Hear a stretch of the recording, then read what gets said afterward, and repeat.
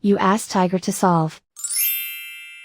This deals with linear equations with one unknown. The final result is x equals 45 over 4. Let's solve it step by step.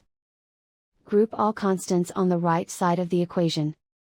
Subtract 2 from both sides. Group like terms. Simplify the arithmetic.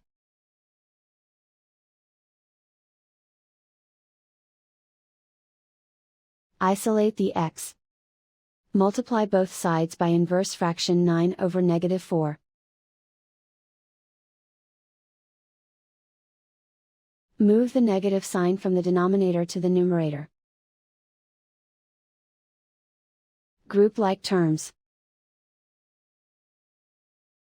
Multiply the coefficients. Simplify the arithmetic.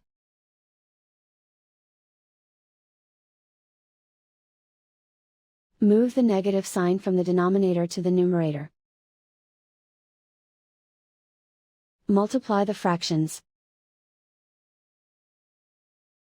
Simplify the arithmetic. And so the final result is x equals 45 over 4.